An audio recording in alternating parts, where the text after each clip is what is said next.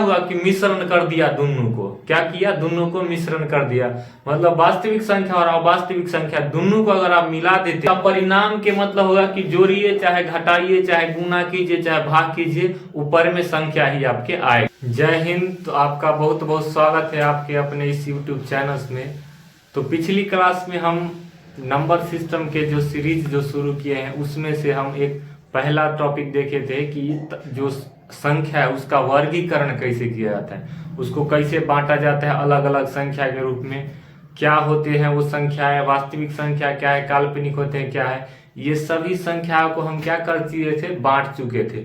और उसकी आज देखेंगे हम विशेषता की, उसमें से क्वेश्चन कैसे आपको पूछता है एग्जाम में। तो चलिए देखते हैं पहली संख्या क्या है। देखिए तो वास्तविक संख्या है। तो वास्तविक संख्या मूल रूप से होते हैं आपके दो तरह की, एक होता है वास्तविक रियल जो वर्तमान में है, और एक होता है काल्पनिक जिसको हम सोचते हैं कि ऐसा हो सकता है, तो उस संख्या को कहा जाता है काल्पनिक संख्या। तो वे वास्तविक संख्या होता क्या है, इसको परिभाषित कैसे करते हैं। तो वे संख्या जिन्हें संख्या रेखा पर प्रदर्शित किया जा सकता है, मतलब जिस संख्या को हम संख्या रेखा पर प्रदर्शित कर सकते हैं उस संख्या को क्या कहेंगे, तो वास्तविक संख्या कहेंगे। जैसे ये देखिए ये हो गया रेखा एक, इस रेखा पर हम कोई भी संख्या लिख दे, यहाँ मान लीजिए यहाँ 0 लिख दिए, 0 से यहाँ -1 -2 -3 -4, इधर हो जाएगा 1 2 3 4। तो इस प्रकार से जो भी संख्या इस रेखा पर आ जाएगा और लास्ट में क्या हो जाएगा आपके इन्फिनिटिव माइनस इन्फिनिटिव से लेकर के प्लस इन्फिनिटिव तक के जितने भी संख्याएं होंगे वो सभी क्या होंगे, आपके वास्तविक संख्या होंगे।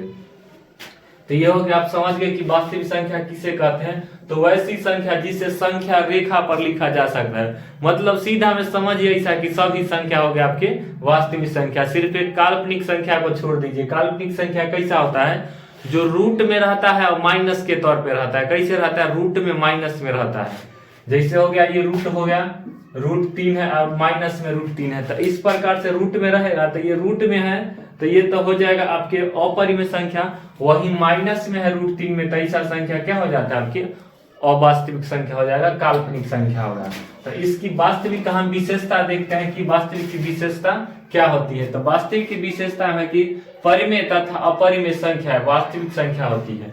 तो जितने भी परिमेय संख्या होती है जिसे p/q के रूप में व्यक्त कर सकते हैं और अपरिमेय संख्या होती है वो सभी क्या होंगे, वास्तविक संख्या होंगे। तो वो सब यहाँ पर आ जाएगा ना इस संख्या रेखा पर। अगर मान लीजिए परिमेय संख्या है 5/2 है तो 5/2 हो गया 2.5, तो यहाँ आ जाएगा 2.5 संख्या रेखा पर आ जाएगा। उसी प्रकार से मान लीजिए कि 4/3 है या 4 मान लीजिए कि यहाँ 6 है, इसको भाग देंगे आप तो ये भी आ जाएगा, कट जाएगा कितना बार में, तो यहाँ शून्य करके लीजिए तो 6 36, तो 0.6 और 6 करके इसे आएगा 0.66 आएगा। तो ये भी तो कहीं ना कहीं 0 पॉइंट के बाद यहाँ पे आ जाएगा 6 से। तो इस प्रकार से जो संख्या आ जाएगी संख्या रेखा पर वो सब हो गया आपके वास्तविक संख्या हो गया। तो ये देखिए, और अपरिमेय संख्या भी क्या होगा, ये अपरिमेय संख्या जो p/q के रूप में नहीं होगा। तो p/q के रूप में कौन ना है, तो ये हो गया √3। तो √3 का अगर मान हम निकालते हैं तो क्या आता है आपके 1 पॉइंट कुछ आएगा, तो ये भी तो कहीं ना कहीं आपके यहाँ आ जाएगा संख्या रेखा पर। तो इस प्रकार से जो है परिमेय संख्या और अपरिमेय संख्या सभी क्या हो जाएंगे, आपके वास्तविक संख्या हो जाएंगे। उसके बाद है कि दो वास्तविक संख्या के बीच अनंत वास्तविक संख्या हो सकती है। तो दो वास्तविक संख्या जो होगा उसके बीच अनंत वास्तविक संख्या हो जाएगा। कैसे, देखिए अब यहाँ है, देखिए एक है, यहाँ एक है वास्तविक संख्या और यहाँ 2 है, तो इसके बीच कितना सारा वास्तविक संख्या हो सकता है। देखिए 1.000000001, फिर 1.000000002, इस प्रकार से क्या हो जाएगा, अनंत वास्तविक संख्या आपके आ सकता है। तो ये दो वास्तविक संख्या के बीच अनंत वास्तविक संख्याएं हो सकती है। वही है कि दो वास्तविक संख्या के परिणाम वास्तविक संख्या होंगे, मतलब दो को जो वास्तविक संख्या होगा उसका परिणाम भी क्या होगा, तो वास्तविक संख्या होगा। मतलब कि दो को वास्तविक संख्या कोई मान लीजिए आप, यहाँ -3 मान लीजिए और इधर 2 मान लीजिए, चलिए यहाँ मान लीजिए ये 2 मान लीजिए, अगर ये दोनों को गुना करते हैं तो -6 हो गया। तो -6 कहीं ना कहीं यहाँ होगा वास्तविक संख्याएं, जैसे -1 -2 -3 -4 आया, तो इस प्रकार यहाँ -6 होगा, तो इसका परिणाम वास्तविक ही होगा। अगर जोड़िएगा भी अगर मान लीजिए 1 और 2 को जोड़ दिए तो 3 भी यहाँ वास्तविक संख्या हो जाएगा।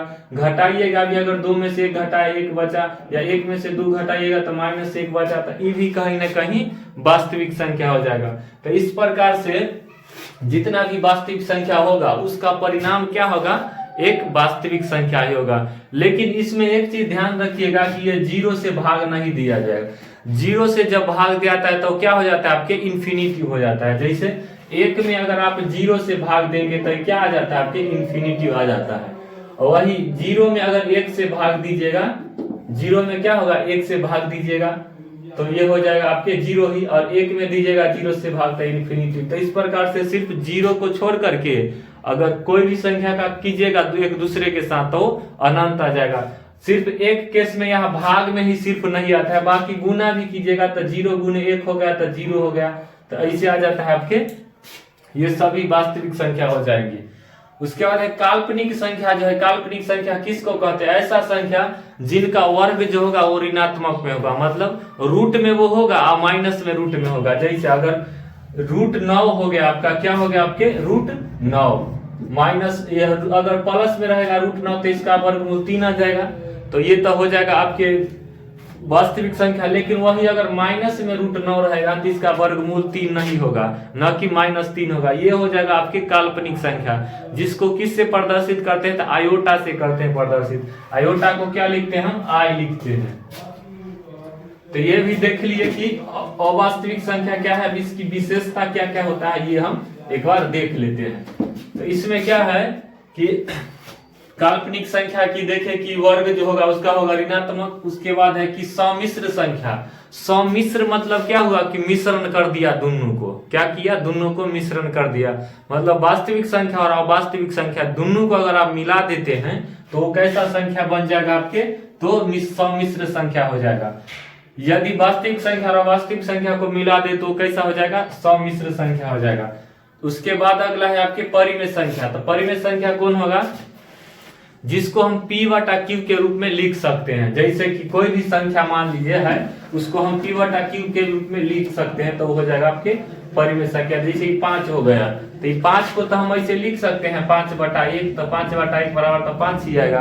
मान लीजिए कि हो गया 6/4 हो गया, या 8/2 हो गया, कुछ भी हो गया, तो ये क्या होगा, अगर मान लीजिए कि 3 भी है तो इसको लिख सकते हैं 3/1, तो 3 होगा, ये हो जाएगा 4।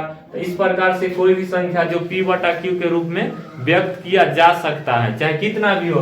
अगर 0.1 भी है, अगर यहाँ है आपके ये 0.1, तो ये भी आपके क्या हो जाएगा, परिमेय संख्या हो जाएगा। कैसे, इसको दशमलव हटाएंगे तो नीचे 10 आ गया, तो 1/10 हो गया, ये P/Q के रूप में हो गया व्यक्त, इसीलिए ये क्या हो गया, आपके परिमेय संख्या हो गया। लेकिन Q के मान जो है वो आपके क्या होना चाहिए, 0 नहीं होना चाहिए, 0 से ऊपर होना चाहिए या नीचे, लेकिन 0 नहीं होना चाहिए। 0 होगा क्योंकि 0 से जैसी भाग देते हैं तो इन्फिनिटी आ जाता है, इसीलिए वो नहीं होगा परिमेय। तो 0 जब होगा Q के मान तो वो क्या हो जाएगा, आपके इन्फिनिटी आएगा। तो इन्फिनिटी आएगा तो वो तो कोई संख्या नहीं हो सकता, ये उसको डिफाइन नहीं हो पाएगा। लेकिन 0 से कोई भी दूसरा रहेगा तो वो आपके क्या होगा, परिमेय संख्या होगा, तो उसको P/Q के रूप में व्यक्त कर पाएंगे आप। उसके बाद इसको कह रहा है कि विशेषता, इसका जो इंपोर्टेंट पॉइंट है जहां से क्वेश्चन पूछता है एग्जाम में, ये सब आपको समझना ज्यादा जरूरी है। ऐसा क्वेश्चन ज्यादातर विद्यार्थी से नहीं बनता है, क्यों, क्योंकि वो सीधा डायरेक्ट क्वेश्चन बनाता है, बेस चीज को समझता नहीं है। अगर आप इसको समझ रहिएगा तो अंक को खेलना थोड़ा सा हो जाएगा आसान, या डील करना बहुत आसान हो जाएगा। तो इसमें परिमेय संख्या की विशेषता क्या है, तो 0 एक परिमेय संख्या है। 0 क्या है आपका, एक परिमेय संख्या है। क्यों है परिमेय संख्या, क्योंकि 0 को अगर आप 1 से भाग दीजिएगा तो कितना आएगा मान, 0 ही आएगा। तो इस प्रकार 0 को P/Q के रूप में व्यक्त कर लिए, तो ये हो जाएगा, हो गया आपके परिमेय संख्या।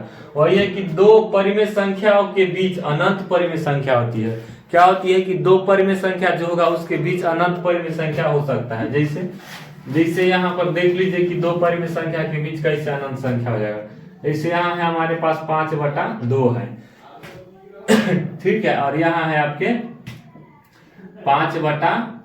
यहाँ हो गया आपके 8/2, ठीक है। तो इसका मान हो गया आपके 2.5, इसका मान हो गया 4। तो इसके बीच में कितना संख्या कितनों आप लिख सकते हैं, यहाँ लिख सकते हैं 2.5.10010001000 कुछ भी इतना के बीच में लिख सकते हैं। इसके बीच में कितना हो जाएगा, अनंत संख्या आपके आ सकती है। उसके बाद है कि दो परिमेय संख्या का परिणाम परिमेय ही होगा। तो दो संख्या जो होगा परिमेय संख्या, उसका परिणाम भी क्या होगा आपके, तो परिमेय संख्या ही होगा। जैसे कि दो संख्या कोई भी आप मान लीजिए, जैसे मान लीजिए 5/6 मान लिए और 7/8 मान लीजिए। इसका परिणाम के मतलब होगा कि जोड़िए चाहे घटाइए चाहे गुना कीजिए चाहे भाग कीजिए, ऊपर में संख्या ही आपके आएगा। तो इसको अगर आप जोड़ते भी हैं तो p/q के रूप में ही आ जाएगा, गुना भी कीजिएगा तब भी वही आएगा, भाग भी कीजिएगा तो p/q के रूप में आ ही जाएगा। तो इस प्रकार से दो परिमेय संख्या का परिणाम क्या होगा, तो परिमेय ही होगा। तो ये देख लिए। तो उसके बाद अगला है कि सभी दशमलव संख्या परिमेय संख्या होगा। तो ये देखिए आप यहाँ की सभी जितना भी ये दशमलव संख्या होगा, कोई 2.5, ये सबको p/q के रूप में क्या कर सकते हैं, व्यक्त कर सकते हैं। दशमलव हटा दिए यहाँ 10, तो ये हो गया p/q के रूप में व्यक्त। तो इसी प्रकार से सभी जो दशमलव संख्या होगी वो क्या होगी, आपके परिमेय संख्या होंगे। उसके बाद अपरिमेय संख्या है। अपरिमेय संख्या क्या है, जिसे p/q के रूप में व्यक्त नहीं कर सकते हैं। तो जिसको कर सकते हैं वो हो गया परिमेय, जिसको नहीं कर सकते वो हो गया आपके अपरिमेय। तो अपरिमेय के जो लगभग होगा इसके अपोजिट इसकी विशेषताएं होगी। कैसी होगी, जिसका परिमेय का जैसा विशेषता है उसकी अपोजिट होगा, कि जो जो चीज वो करेगा वो चीज ये नहीं करेगा। तो ये है कि p/q के रूप में व्यक्त नहीं किया जा सकता है। तो ये समझ गए कि जो संख्या जैसे √3 हो गया, अभी √3 को आप p/q के रूप में व्यक्त नहीं कर सकते, क्योंकि इसका वर्गमूल नहीं निकलेगा पूर्णतः। ये हमेशा क्या होगा, रिपीटेड ही रहे, ये दशमलव से कटवे नहीं करेगा, कभी रिपीट होते रहेगा, कटेगा नहीं। लेकिन ये जो है परिमेय संख्या है, अगर बट्टा में भी है तो ये कहीं ना कहीं जाके आपको क्या होगा, ये अंतिम तक कट जाएगा, लेकिन ये नहीं कटेगा। तो ऐसा संख्या हो गया आपके अपरिमेय संख्या। इसमें दो चीज होता है, इसमें और इसमें अंतर, कि ये परिमेय में जो होगा वो अगर नहीं करता है तो रिपीट होना शुरू हो जाता है, लेकिन इसमें ऐसा कुछ चक्कर नहीं, कब होगा रिपीट ना होगा इसका कोई नहीं है। ठीक, तो इस प्रकार से √3 क्या है, आपके अपरिमेय संख्या है। एग्जाम में आपको यही क्वेश्चन ज्यादा पूछता है कि √3 कैसी संख्या है। तो नीचे आपको ऑप्शन में दिए हुए रहेगा कि परिमेय है, अपरिमेय है, कि सम संख्या है कि विषम संख्या है। तो इस प्रकार से √3 क्या हो जाता है, आपके अपरिमेय संख्या हो जाता है। उसके बाद है कि दो अपरिमेय संख्या के बीच अनंत अपरिमेय संख्या हो सकती है। जैसे √3 है एक अपरिमेय संख्या और एक है √5 अपरिमेय संख्या। तो ये दोनों के बीच में तब कितनों संख्या आ सकता है, कितनों भी इसमें अपरिमेय संख्या आ जाएगा। जैसे इसका मान होगा 1 पॉइंट कुछ ऐसे करके, और इसका होगा 2 पॉइंट कुछ। अब इसके बीच में जो है बहुत सारा संख्या आ जाएगा, जितना आप चाहे लिखना उतना आ सकता है। तो इसके बीच क्या होगा, अनंत अपरिमेय संख्या भी आ सकती है।